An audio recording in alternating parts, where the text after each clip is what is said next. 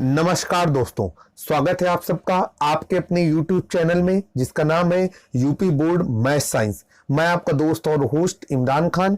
आज हम लोग इस वीडियो में क्लास 10th नूतन या नगीन पब्लिकेशन जो कुमार मित्तल लिखी गई है, इसके second lesson acid base and salt के मल्टी ऑब्जेक्टिव क्वेश्चन का क्लियरिफिकेशन करेंगे। जैसा कि आपको पता है कि लास्ट वीडियो में हमने आपको क्वेश्चन नंबर 26 तक का क्लियरिफिकेशन करा दिया था। आज हमारा जो वीडियो है ये क्वेश्चन नंबर 27 से आगे के क्वेश्चंस को कवर करेगा। आई होप कि आपको हमारा ये छोटा सा प्रयास पसंद आ रहा होगा और हमारे द्वारा बताए जा रहे मल्टी ऑब्जेक्टिव क्वेश्चन का क्लियरिफिकेशन भी बेहतर तरीके से समझ में आ रहा होगा। हमारी टीम दिन प्रतिदिन कोशिश करती है कि आपके लिए कुछ बेहतर किया जा सके। अगर आपको हमारा चैनल पसंद आ रहा है तो प्लीज हमारे चैनल को लाइक, सब्सक्राइब और शेयर करें, क्योंकि यही हमारी हौसला अफजाई करती है। तो समय ना बर्बाद करते हुए सीधे क्वेश्चन नंबर 27 आपकी स्क्रीन पर। क्लास 10th की जो नई अपडेटेड किताब है कुमार मित्तल जी की, उसका second lesson acid base and salt का जो question number 27 multi objective question है, उसके बारे में क्वेश्चन पूछा गया है कि सोडियम कार्बोनेट का जलीय विलयन कैसा होता है। और आपको यहां पर 4 ऑब्जेक्ट दिए गए हैं। कह रहे हैं कि दुर्बल अम्लीय होता है, प्रबल अम्लीय होता है, क्षारीय होता है या न्यूट्रल होता है, दैट मीन्स कि उदासीन होता है। अब अगर आपको यह पता है कि सोडियम कार्बोनेट की जल के साथ रासायनिक अपक्रिया कैसे होती है और उत्पाद के रूप में या प्रोडक्ट के रूप में आपको क्या मिलता है, तो आप इस सवाल का सही जवाब तुरंत दे पाएंगे। आइए आप अपनी स्क्रीन पर देखते हैं कि क्या होता है जब सोडियम कार्बोनेट जलीय विलयन में जाता है या सोडियम कार्बोनेट जल के साथ रासायनिक अपक्रिया करता है। आप स्क्रीन पे देख पा रहे हैं, हमने यहां पर एक केमिकल इक्वेशन लिखी हुई है जिसमें जो रिएक्टेंट है या अभिकारक है उनमें सोडियम कार्बोनेट लिया गया है और जल को लिया गया है। सोडियम कार्बोनेट का फार्मूला होता है Na2CO3 और जल का फार्मूला होता है H2O। तो जब सोडियम कार्बोनेट जल के साथ क्रिया करता है, आप देख रहे हैं कि ये एक उत्क्रमणीय अपक्रिया है। तो यहां पर हमें क्या मिलता है, NaOH जिसे हम सोडियम हाइड्रा ऑक्साइड कहते हैं, और साथ में हमें मिलता है H2CO3 जो कि कार्बोनिक अम्ल कहलाता है। बहुत अच्छी चीज है कि आप इसे याद कर लें। 1 नंबर के लिए इंपॉर्टेंट हो सकता है कि कार्बोनिक अम्ल का फार्मूला क्या होता है, उस समय आप विकल्प को टिक कर पाएंगे H2CO3। तो आप यहां पर देख रहे हैं कि जब सोडियम कार्बोनेट और जल आपस में क्रिया कर रहा है तो सोडियम कार्बोनेट का धन आयन जल के ऋण आयन से मिल रहा है और जल का धन आयन कार्बोनेट के सोडियम कार्बोनेट के ऋण आयन से मिल रहा है। तो अब हम यहां पर देख रहे हैं कि जो उत्पाद के रूप में हमें प्राप्त हुआ है सोडियम हाइड्रा ऑक्साइड और कार्बोनिक अम्ल, इन दोनों के बारे में हम अध्ययन करेंगे। देखिए, कार्बोनिक अम्ल जो होता है ये एक दुर्बल अम्ल होता है, ठीक है। और दुर्बल अम्ल क्यों है, क्योंकि आप देख रहे हैं कि ये जल में जब जाएगा तो हाइड्रोजन आयनित करेगा, ठीक है, लेकिन उतनी बृहद मात्रा में यह हाइड्रोजन आयनित नहीं कर पाएगा या हाइड्रोजन आयन का सांद्रण नहीं दे पाएगा। अब सोडियम हाइड्रोक्साइड है तो ये जब जल में रहता है तो ये अत्यधिक मात्रा में हाइड्रो ऑक्साइड आयन देता है। इसका मतलब ये है कि सोडियम हाइड्रो ऑक्साइड जिसको NaOH कहा जाता है, ये एक प्रबल क्षार है। अब जब प्रबल क्षार है, ये दुर्बल किसका महत्व ज्यादा रहेगा, प्रबल क्षार का महत्व रहेगा। यही कारण है कि जो क्वेश्चन नंबर 27 है जो हमसे पूछ रहा है कि सोडियम कार्बोनेट का जलीय विलयन कैसा होगा, तो इसका आंसर आएगा कि सोडियम कार्बोनेट का जलीय विलयन क्षारीय होगा। आई होप कि आपको यह प्रश्न बेहद अच्छी तरीके से समझ में आया होगा। अब हम समय बर्बाद ना करके सीधे क्वेश्चन नंबर 28 पर जाते हैं। क्वेश्चन नंबर 28 आपकी स्क्रीन पर अवेलेबल है। क्वेश्चन नंबर 28 आपकी स्क्रीन पर अवेलेबल है। क्वेश्चन नंबर 28 कह रहा है कि सोडियम कार्बोनेट के जो जलीय विलयन है इसमें कार्बन डाइऑक्साइड को जब अधिक मात्रा में प्रवाहित किया जाता है या मिलाया जाता है तो क्या होता है। 4 विकल्प हमको दिए गए हैं। हमसे ये कह रहा है कि NaOH बनता है या NaHCO3 बनता है या फिर Na2CO3 10H2O प्राप्त होता है या फिर Na2CO3 H2O प्राप्त होता है। तो फिर यहीं पर वो बात कहना चाहेंगे कि यदि आपको ये पता है कि सोडियम कार्बोनेट के जलीय विलयन में जब कार्बन डाइऑक्साइड गैस मिलाई जाती है तो अभिक्रिया क्या होती है, यदि आप ये बेहतर तरीके से जानते हैं तो आप इस प्रश्न का जवाब बहुत अच्छी तरीके से दे पाएंगे। अब इसके जवाब को जानने के लिए आप हमारे साथ अपने कंप्यूटर की स्क्रीन पर चलेंगे, जहां पर आपको इस प्रश्न का पूरी तरीके से क्लियरिफिकेशन मिल जाएगा।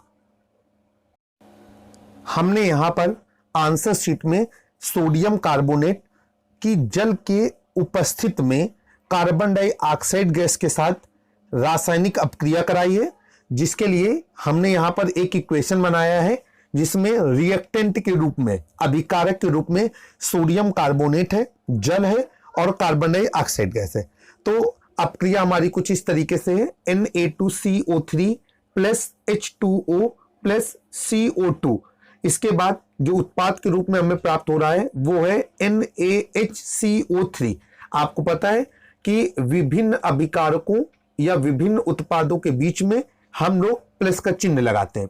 अब आप यहां पर रासायनिक अपक्रिया से देख ही पा रहे हैं कि जब सोडियम कार्बोनेट के जलीय विलयन में कार्बन डाइऑक्साइड गैस मिलाई जाती है तो हमें सोडियम बाइकार्बोनेट प्राप्त होता है और सोडियम बाइकार्बोनेट का ही फार्मूला होता है NaHCO3। इस तरीके से क्वेश्चन नंबर 28 का आंसर बी पूरी तरीके से परफेक्ट है, सही है। अब हम लोग चलते हैं क्वेश्चन नंबर 29 की ओर। क्वेश्चन नंबर 29 आपकी स्क्रीन पर चुका है। क्वेश्चन ऑक्जेलिक अम्ल का प्राप्त होता है। प्रकृति में हमें ऐसी कौन सी चीज है जो 4 विकल्पों में दी गई है और हमें ऑक्जेलिक अम्ल प्रदान करती है, ठीक है।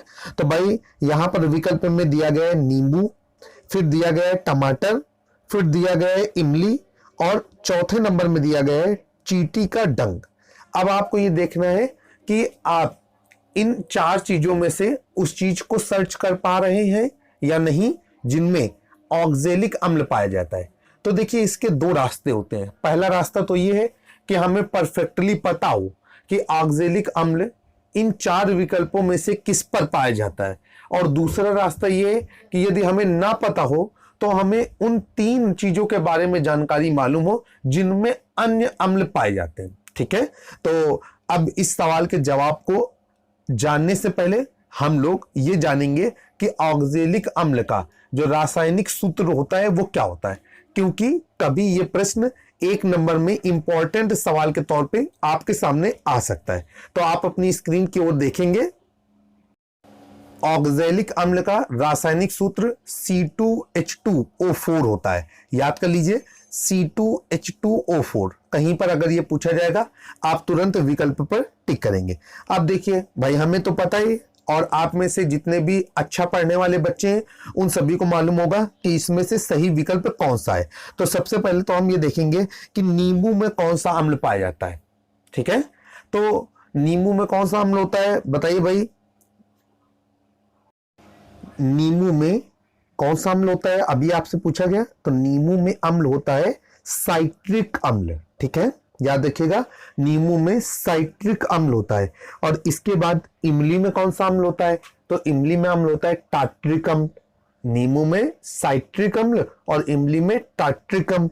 अब चींटी का डंक, इसमें कौन सा अम्ल होता है। आपने देखा होगा कि जब हमें चींटी काट लेती है तो हमारे गर्दन में एक ददुगड़ा पड़ जाता है, गांव की भाषा में बोलते हैं, और हमें उसमें खुजली होने लगती है, क्योंकि चींटी अपने डंक के माध्यम से हमारे शरीर में फार्मिक अम्ल इंजेक्ट कर देती है।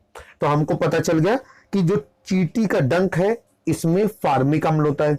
अब बचा कौन सा विकल्प, टमाटर। तो अभी आपको याद रखने की जरूरत है कि जो टमाटर है इस टमाटर में हमारा कौन सा अम्ल होता है? ऑक्सैलिक अम्ल होता है, ठीक है, जिसे हम ऑक्सैलिक अम्ल भी कहते हैं, और फार्मूला इसका भी आपको बता ही चुके हैं। आई होप कि आपको बहुत अच्छी तरीके से ये सारे सवाल समझ में आ रहे होंगे। अब क्वेश्चन नंबर 30 आपकी स्क्रीन पर। क्वेश्चन नंबर 30 बहुत ही आसान प्रश्न है। आपसे क्वेश्चन पूछ रहा है कि आग बुझाने वाले यंत्रों में कौन सा पदार्थ इस्तेमाल किया जाता है। यह आपको बताना है कि आग बुझाने वाले यंत्रों में कौन सा पदार्थ इस्तेमाल किया जाता है। कह रहे हैं नंबर 1 में सोडियम कार्बोनेट इस्तेमाल किया जाता है, जिसका फार्मूला होता है Na2CO3, या फिर हाइड्रोक्लोरिक अम्ल इस्तेमाल किया जाता है, जिसका फार्मूला होता है HCl। फिर सी नंबर में कह रहा है कि सोडियम क्लोराइड इस्तेमाल किया जाता है, जिसका फार्मूला होता है NaCl, या फिर कैल्शियम क्लोराइड इस्तेमाल किया जाता है, जिसका फार्मूला होता है CaCl2।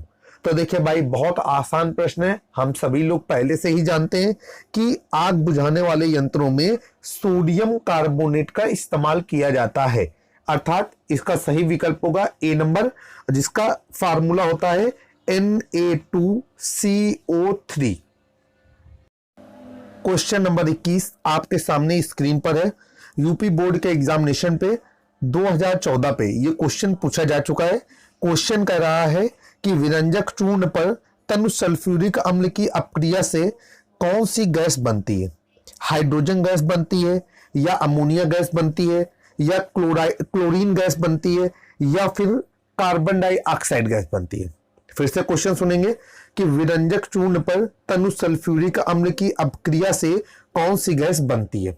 तो हम आपसे ये कहना चाहेंगे कि यदि आपको विरंजक चूर्ण और तनु सल्फ्यूरिक अम्ल की अपक्रिया का समीकरण मालूम हो, या फिर आपको ये पता हो कि अगर ये दोनों आपस में रिएक्ट करेंगे तो प्रोडक्ट के रूप में क्या बनेगा, तो आप इसका जवाब सही तरीके से दे पाएंगे। तो इसके जवाब को समझने के लिए हम लोग स्क्रीन पर विरंजक चूर्ण और तनु सल्फ्यूरिक अम्ल की अपक्रिया का रासायनिक समीकरण नोट करते हैं। हम देखते हैं कि जब विरंजक चूर्ण, जिसको कि ब्लीचिंग पाउडर भी कहा जाता है, विरंजक चूर्ण को तनु सल्फ्यूरिक अम्ल के साथ अपक्रिया कराते हैं तो हमें कैल्शियम सल्फेट, जल और क्लोरीन गैस प्राप्त होती है। और आप अपनी स्क्रीन पे देख ही रहे हैं कि इस रासायनिक अपक्रिया का समीकरण है CaOCl2 प्लस H2SO4, और इसके बाद उत्पाद के रूप में हमें मिल रहा है CaSO4 plus H2O plus Cl2। ठीक है, तो हमको पता है कि यहाँ पर धन आयन ऋण आयन आपस में अलग हो रहे हैं, इसके बाद नए प्रोडक्ट का निर्माण हो रहा है। ठीक है, एक चीज और भी बताना चाहते हैं, जैसे भी आपको बताया गया कि विरंजक चूर्ण को ब्लीचिंग पाउडर भी कहते हैं, और विरंजक चूर्ण का जो रासायनिक नाम होता है, जिसका रासायनिक सूत्र आपको स्क्रीन पे दिखाई दे रहा है CaOCl2, तो इसका रासायनिक नाम होता है कैल्शियम क्लोरोहाइपोक्लोराइट। फिर से याद रखेंगे, कैल्शियम क्लोरोहाइपोक्लोराइट। तो आप देख रहे हैं कि यहां पर उत्पाद के रूप में कैल्शियम सल्फेट बन रहा है, जल बन रहा है और क्लोरीन गैस बन रही है। अब हम क्वेश्चन नंबर 31 को फिर से वापस देखते हैं कि उत्पाद के रूप में बनने वाली कौन कौन सी चीजें जो यहां पर हमें प्राप्त हो रही हैं वो विकल्प पे दी गई हैं। जो भी चीज हमें विकल्प पे सही नजर आएगी वही इस प्रश्न का सही जवाब होगा। हमें विकल्प में hydrogen gas, ammonia gas, chlorine gas और कार्बन डाइऑक्साइड गैस नजर आ रही है, और हम देख रहे हैं कि जो हमारा रासायनिक समीकरण है वहां पर हमें क्लोरीन गैस बनती हुई नजर आ रही है। तो इस क्वेश्चन नंबर 31 का विकल्प सी पूरी तरीके से सही है। अब हम लोग क्वेश्चन नंबर 32 की ओर मूव करते हैं। Question number 32 UP board examination पे 2019 में पूछा जा चुका है, और क्वेश्चन 32 हमसे कह रहा है कि सल्फर डाइऑक्साइड का जलीय विलयन कैसा होता है। अम्लीय होता है, क्षारीय होता है, उदासीन होता है, या फिर उभयधर्मी होता है। हमको 4 विकल्प दिए गए हैं, अम्लीय होता है, क्षारीय होता है, उदासीन होता है, या फिर उभयधर्मी होता है। ठीक है, थोड़ा सा आप विचार करेंगे। आप स्क्रीन पर देख रहे हैं एक केमिकल इक्वेशन लिखा गया है जिसमें सल्फर डाइऑक्साइड की जल से अपक्रिया कराई जा रही है और प्रोडक्ट के रूप में हमें H2SO3 प्राप्त हो रहा है जिसे सल्फ्यूरस एसिड कहते हैं। ठीक है, और आपको बताना चाहते हैं कि सल्फ्यूरस एसिड जो है वो कैसा होता है, अम्लीय होता है, क्योंकि ये क्या देगा हमें, ये हमें हाइड्रोजन आयन देगा। ठीक है, दैट मीन्स कि क्लियर है कि सल्फर डाइऑक्साइड का जो जलीय विलयन होता है वो अम्लीय होता है, क्योंकि जब सल्फर डाइऑक्साइड जल के साथ क्रिया करता है तो सल्फ्यूरस अम्ल बनता है जिसका फार्मूला होता है H2SO3, जो आयनित होने पर हमें हाइड्रोजन आयन देगा। और हाइड्रोजन आयन जहां पर हमें मिल जाएगा वहां पर ये क्लियर हो जाएगा कि ये अम्ल को निरूपित कर रहा है। दैट मीन्स क्वेश्चन नंबर 32 का पार्ट ए या विकल्प ए पूरी तरीके से सही है। और ये क्वेश्चन वर्ष 2019 यूपी बोर्ड एग्जामिनेशन में आ गया है, आ चुका है। तो मुझे उम्मीद है कि जो भी प्रश्न आपको बताए गए वो आपको बहुत अच्छी तरीके से समझ में आए होंगे।